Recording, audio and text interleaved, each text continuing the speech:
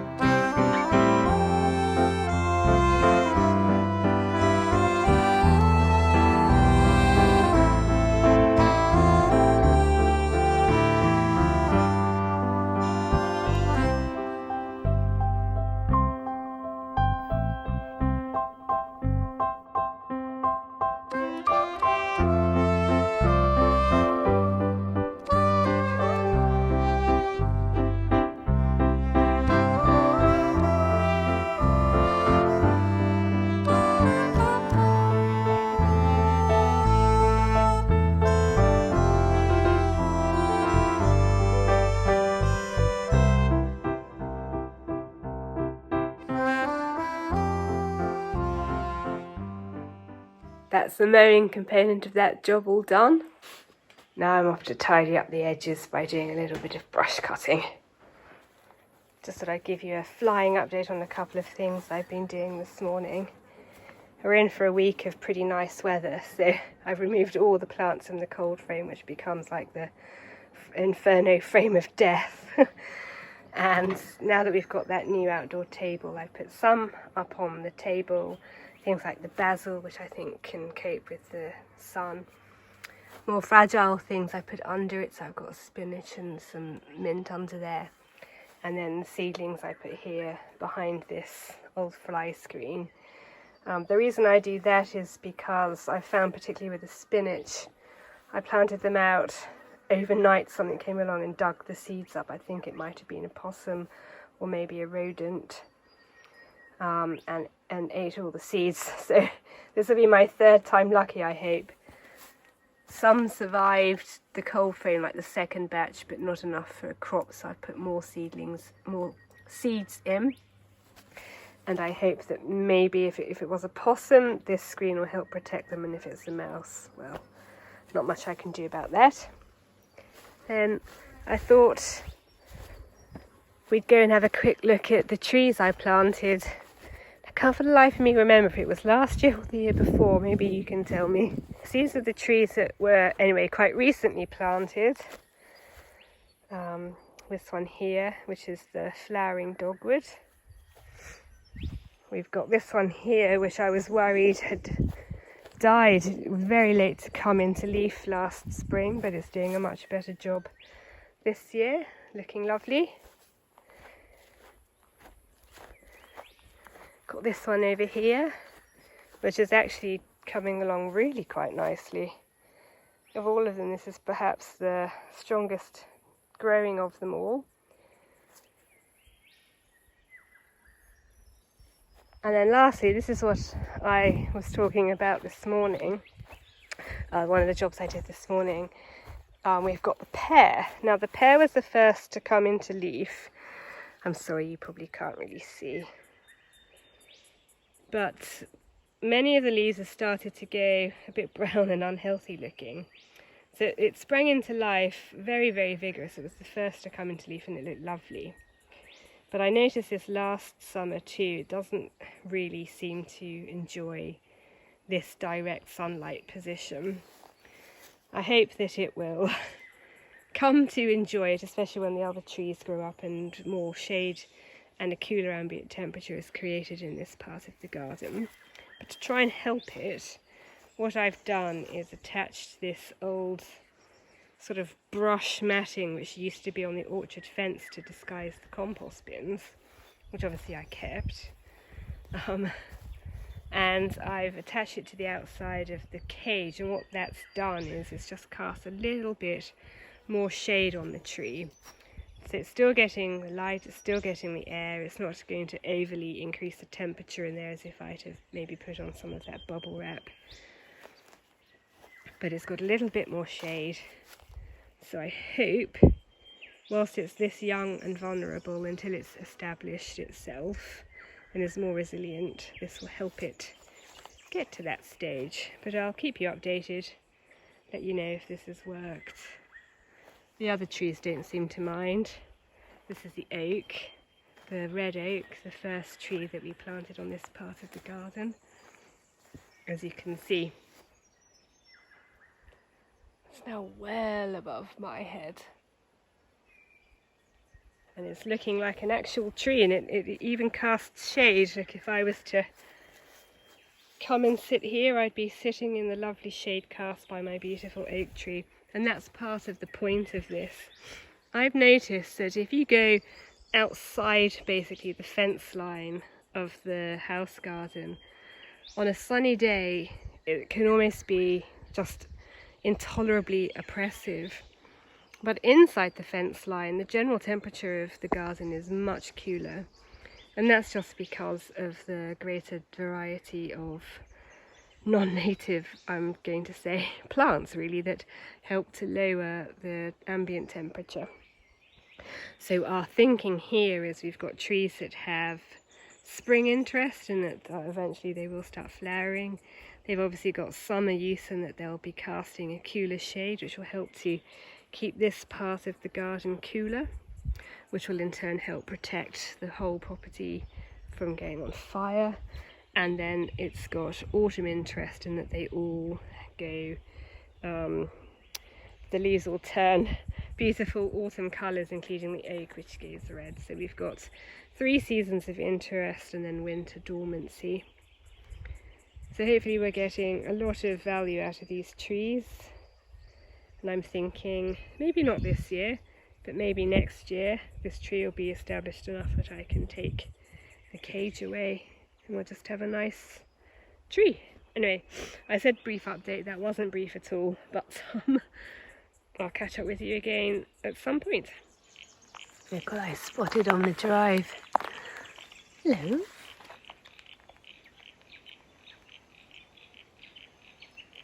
Some of those long-necked fellas.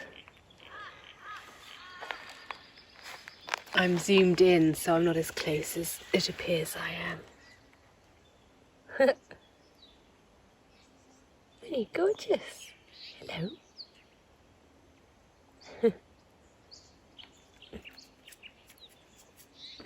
You join me late morning, it's getting on for noon, on a stinking hot day. It's one of those days, if I was saying to Will, if this was the UK, I would expect a thunderstorm later. There is a chance it might rain later, but anyway, that's by the by. It's very hot, and we're glad that we finished for the day. Let me show you what we've been up to. We're now at a stage where we're starting to put up the walls on our wood store. The reason that we stopped is basically because we ran out of screws. No bad thing there, actually. It is very hot, as I say, and it's actually extremely unpleasant to work. So let me talk you through what we've done. Over the last few days we finished putting up these cross pieces on both sides, and that's essentially the framework to which the walls are being attached. You can see that side and this side. And yesterday afternoon I gathered over the metal and started laying it out just to check how much we had. And this morning we started to put it up. The building's not going to be as tall as it currently is. You might be able to make out this line. This is the height at which the walls are going to be, so we're going to trim that off. We were going to do it today, but we would be using an angle grinder, and there's just too many stories of people and farmers setting fire to the countryside through sparks on hot days like today, so we've decided that it would be probably expedient to not do something which generates a lot of sparks today. So the building will be a little bit more discreet than it currently looks, and neater. But we've got enough metal to do the whole of this side, and then this is what's left of what we salvaged. We don't quite have enough to do the whole of this side, so we're about 20 sheets short. What we want to do is put a wall on that side and then have a slight return on these ends, and then basically it'll be sort of a tube through the middle. There's still lots of work left to do. We need to get the cross pieces for the roof so that the metal for the roof can sit on it. We need to get the metal for the roof. We're going to put in a second row of columns on this side, which will go up to the roof beam. That will have two functions really. That will support the roof a little bit more, considering this is quite a wide span. It's about 6 meters. But also on this side, what we want to do is create bays so that we can stack our firewood and be able to rotate it. So we'll have, like, you know, the bay of wood that's 2 years old, the bay of wood that's 1 year old, and the bay of wood that we've just felled, so that we can cycle through. So we're always burning nice fresh wood. But the whole of our firewood won't go to this extent of the building, so we'll have bays for other things. Then what we'll also want to do is we'll have another column, say here, then we'll put up maybe some metal sheeting, like maybe the stuff that goes into concrete floors to reinforce it, something like that, something quite robust to act as a wall. And then we'll also have the wood, the firewood especially, slightly off the ground, so we'll need some more to go to create a platform on the floor. This is because good airflow is vital for firewood seasoning, and we're so reliant on firewood that we have to make sure we're taking good care of it. And then Will wants shelves along this side, essentially, for him to be able to stack his woodworking wood. So there's a lot of steps left to go, a lot of materials left to accumulate. As I said at the very start, this project was going to be a bit slow going because it's a matter of finding the time and finding the ability to gather and afford the resources, although so far it's been relatively inexpensive because we've salvaged what we can. So yes, we need more metal, more posts, stuff to make the bays out of, more screws, the roofing material itself. Nevertheless, hopefully sort of by this time next week, the whole of this wall will be up and maybe even trimmed, and we'll be pretty pleased with that. Well, it's that time of the fortnight again where I'm heading into town to run my errands. I've got some stuff to pick up from Bunnings, I've got the shopping to pick up, but there's one slight difference to today's trip. I've got a passenger. That is Vita, who has, before we've even left, urinated in her tub, so I better deal with that. She is one for a dirty protest. Anyway, she's off for her vaccinations.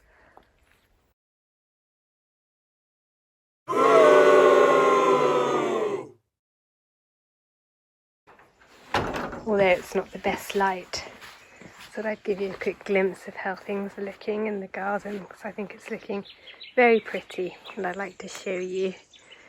We've got here this lovely rhododendron, these beautiful pink flowers. We have plans for more rhododendrons down the creek walk, but I will chat a bit more about that maybe later on in the year. It's got this other one, sort of as a pairing. I just think it's beautiful. Then if we go round, there are a couple of things on the first flower bed that we created that I wanted to show you. You know, don't get me wrong, these aren't like amazingly rare plants, but I'm very pleased with them. The first is this lemon yellow aquilegia. I didn't really get any flowers off of this last year because the bowerbirds like yellow and they bit them all off. But I'm very pleased with this. This is more of a sort of acid yellow than it's coming across on the camera. It's more subtle than it is going to look to you. Sort of lemon drop lemon yellow.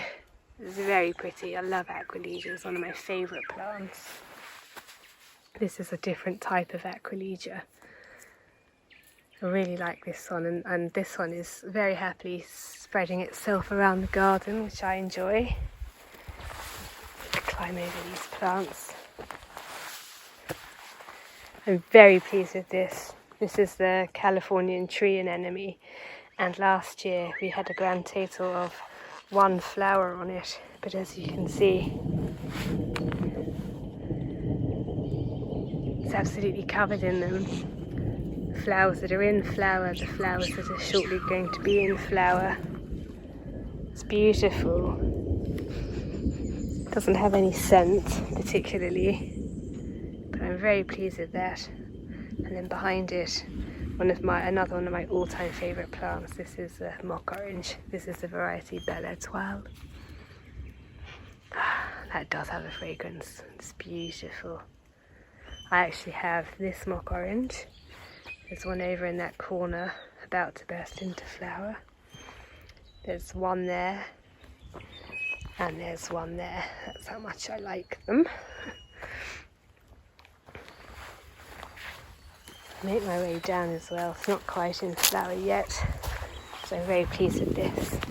This is my double pink flower geranium, inspired by the flower that my parents have in their garden, which I saw last year when I was back in the UK. And this is about to flower again. It didn't flower last year, but it's going to this year, so I'm really looking forward to seeing that. I often get asked about the donut bed. We can quickly have a look. As I mentioned previously, I will do sort of maybe more of a tour, but as you can see, there's not a lot to share with you at the moment. I've got a couple of hydrangeas which are about to come into flower. This plant here, which I grew from seed, is about to come into flower. This little one is coming into flower. These are my scabious. They're also about to come into flower. The hebe has flowered. This one flowered. This one did have flowers on, but the bowerbirds bit them off. These are blue flowers, so that was vulnerable to that. So yeah, I'm very pleased with that. There is a bit to do here. A bit of tidying that I need to get done. But it's all starting to do what I wanted to do. Bearing in mind these plants are all still very, very young. And as time goes by, I will sort of modify and add. I do have a bit of tidying, as I say, and weeding to do on this bed, but that can wait for a bit. Give it another few weeks and this will be looking even nicer. As nice as this one.